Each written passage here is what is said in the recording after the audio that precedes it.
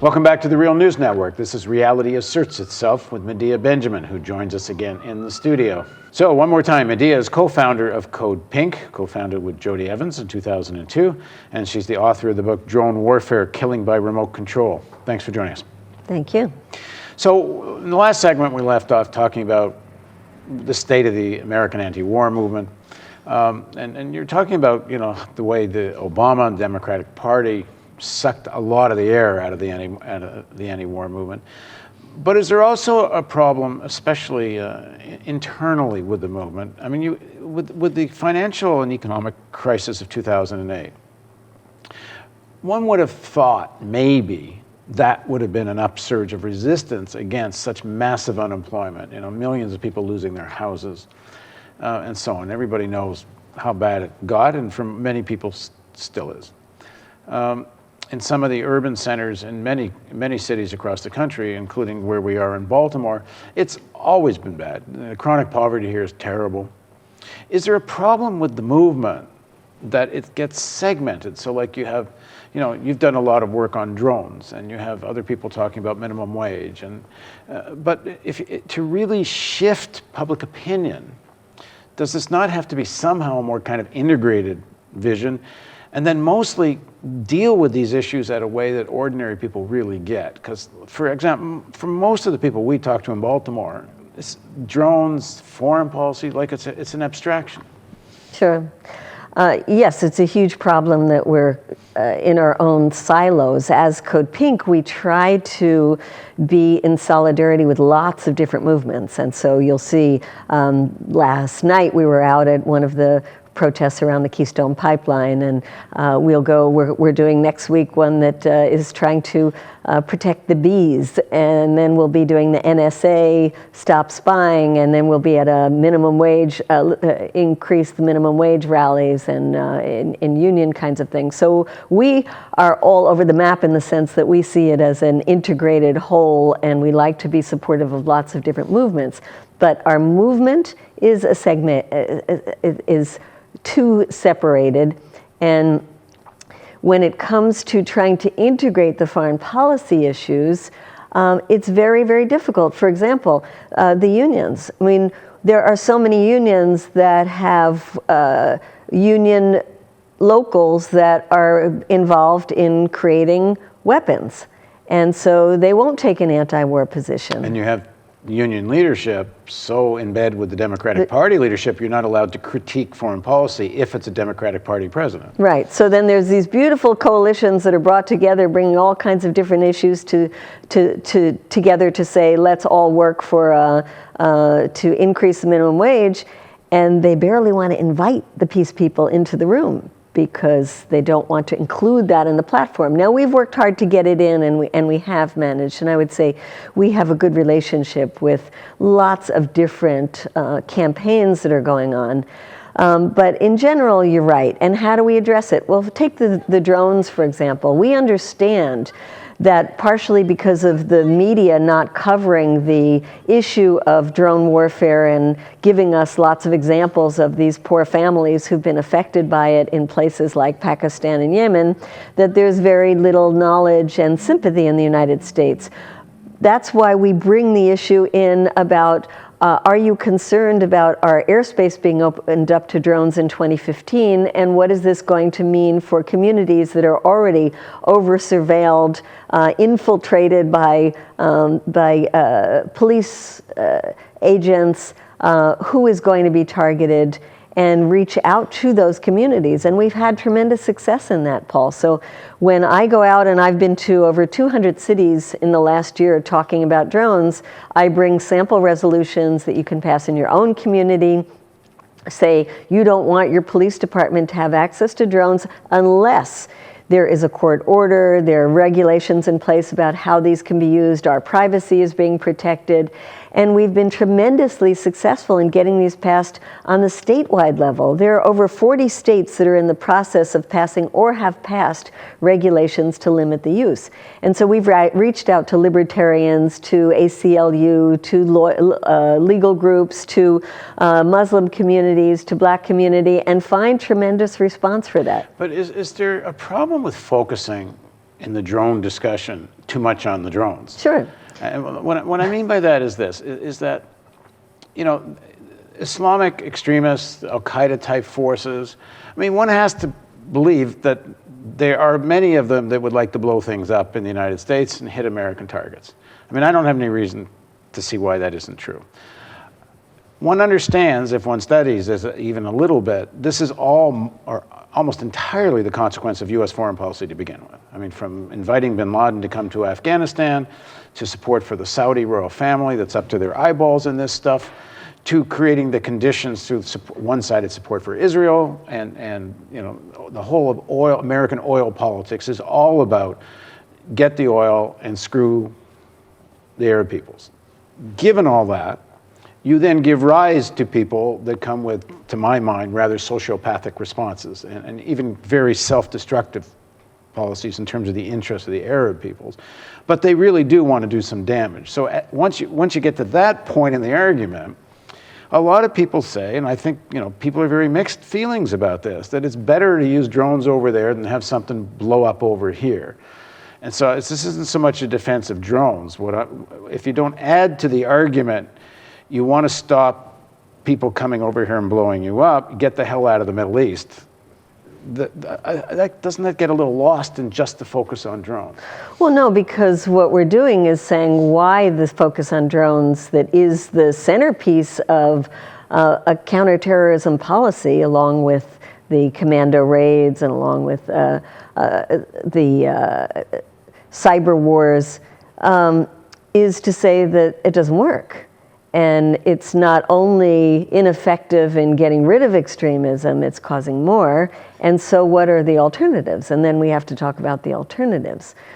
So when we go around talking about this, one, we're bringing it up in the civil liberties context so that Americans care about it here at home. And two, we're bringing it up in the context of how are we going to move ourselves away from perpetual war and away from a war economy. So yes, these all have to be put in context, and we try to do that, maybe not always successfully, but we do try to do it. And I think we've been amazingly successful in convincing a lot more Americans that drones are an effective way of countering terrorism, because you see a precipitous drop in the polls from 2012 being over 80% of Americans supporting the use of drones to kill terrorist suspects overseas to about 60% now. That's a big drop, given that this is a policy the administration and the right are in favor of. And we've also been successful in forcing Obama to talk about this policy, a policy that was secret before, and enforcing some changes in the policy, so that right now there is supposedly a moratorium on the use of drones in Pakistan. And there has been a decline in the number of drone strikes from a high in 2010 of 128 strikes in 1 year to only 26 strikes last year. So we've affected the policy. And what do you think is the alternative? Let's talk about Pakistan a little bit. You know, in the areas where Al-Qaeda and the Pakistan Taliban have strongholds, this is mostly where they're hitting with the drones, of course, not only. What is the alternative? The alternative is what's happening right now, is for peace talks to happen. The Taliban are part of the society. They have to be reincorporated into society. And how do terrorist groups end? They, most of the time, in fact, there was a study done by the RAND Corporation that showed that 40% of 268 quote, terrorist groups that they looked at over the last 60 years ended by better policing. You capture people and you give them trials. Another 40% were through peace talks, negotiations, incorporating people into society, and only 7% was through military action. We've been doing the military action for over 12 years now, so now we have to try something different. Well, it seems to me President Obama actually proposed a pretty good solution, except he never did it. These things, it's amazing how these things get said and then completely forgotten in terms of the mass media and the discourse. And Bush did the same thing. After 9/11, he said what we need in Afghanistan is something like a Marshall Plan for the reconstruction of Afghanistan. Of course, it never happened. American troops chased the Taliban around the hills, and they left development up to Norway and Canada and Germany, and spent very little time. Misspent a lot of U.S. tax dollars in what was supposed to be nation building, but most of the time didn't build anything. Yeah. But then he said the same thing about Pakistan. his Pakistan policy was going to be a civilian upsurge in Pakistan as well. And the way to deal with the situation was to fight poverty in these areas of Pakistan. And then after saying all this, never did it, and no one's ever asked him, hey, what happened to your policy? Well, look at Yemen, which is, after Pakistan, the second place where the drones are being used so much. There were maybe 200 groups that identified with extremist organizations when Obama started the drones in 2009. Now there's over 1,000. And what's the biggest problem in Yemen is poverty. And the U.S. has been focusing, again, on a failed strategy, one that we see failed in Pakistan, and now trying to implement that same thing in Yemen with the drone strikes. And with every single drone strikes, there are more and more people who join the ranks of extremist groups to try to seek revenge.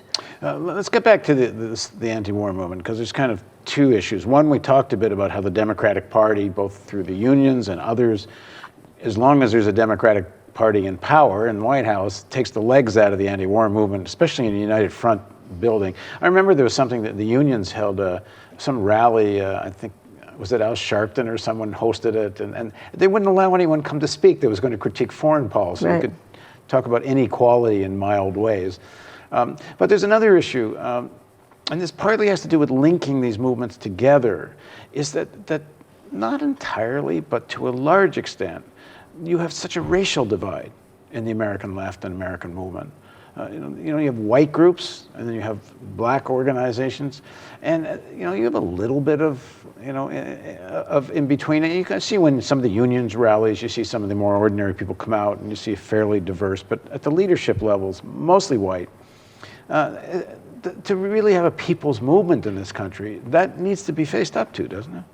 Well, sure. I think the anti-war movement, when it was at the height of the movement under Bush, we got a lot of people in the black community to come out, and many of the leaders, the people who were the faces of the movement, were leaders in the black movement, who told us, and I think it's true, that the black community is the most anti-war community as a segment of the community in the United States. Now, that might have changed somewhat under Obama because they support him as an individual, but the black community tends to be a very anti-war community, even though there are a lot of people from the black community in the U.S. military. I think that there's a need to connect the issues of violence in our communities, whether it's violence overseas and violence here at home, which brings a lot of support from the black communities in there. And then there's the bigger question, which is linking the amounts of money we spend on the military and what that does to rob our communities from resources we need to rebuild. And we have met many times when Ben Jealous was the head of the NAACP, and he sees this totally. He said he was a conscientious objector from the time he was 5 years old, and he totally gets how the money going into the military is sucking money out of black communities, is keeping wages low, is part of the reason why we're in this economic crisis. And that is something that we, as the anti-war community, have been trying to focus on. Because King linked the two brilliantly. Brilliantly, totally, he linked it. And our problem is, how do you link that in reality? I mean, we can go and talk to people and they understand that you can't have a war economy and have the guns and butter at the same time.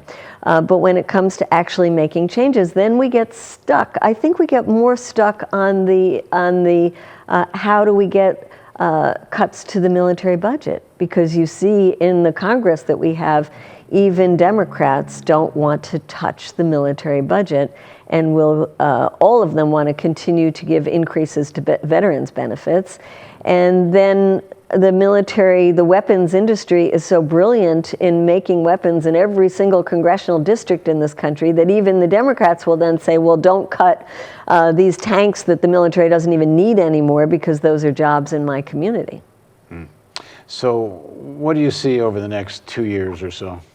Well, I see that we have momentum on our side because of where the American people are. And some people call it war weariness, which I think is true, but I also think there's a war wiseness where American people have learned that even if they want to help the Syrian people, for example, that U.S. military intervention is just going to make matters worse, because look at the record in Afghanistan, look at the record in Iraq. And that is something that is a positive development in Americans not being very anxious to get involved in another war.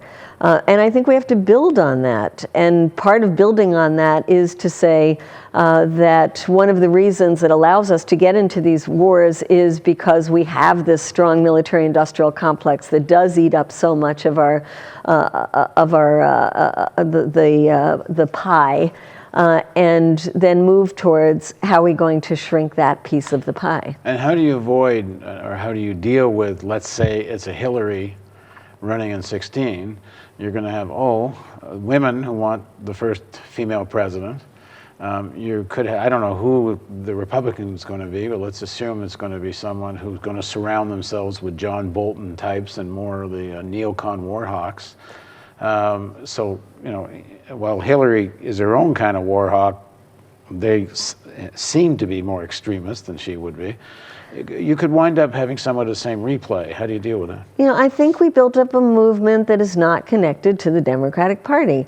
There are libertarians right now who we work with on the issue of Iran and that joined us in trying to stop the war on Syria. They are now looking at their positions around Iran, and many of them are with us in saying we have to continue to hold back the forces of war there.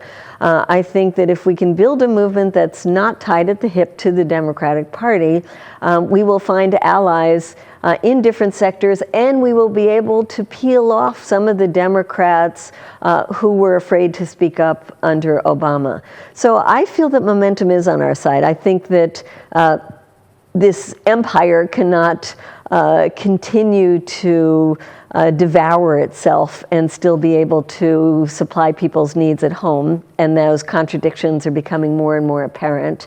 I think we're going to be able to insert the anti-war message more into movements like movements for decent wages and a full employment in the United States, because the military is one of the worst industries, and climate change. You look at the military, it's the worst way to create jobs.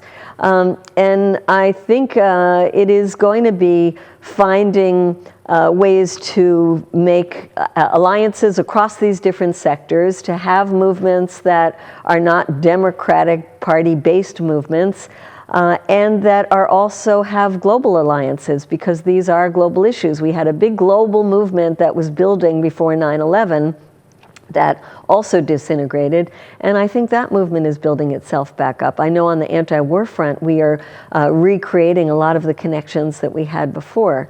I'm on my way to Gaza with 100 women representing women from about 12 different countries, and we are purposely building up an international global women's movement. So I think there's lots of positive things that we can build on in the coming years. Great. Well, thanks for joining us.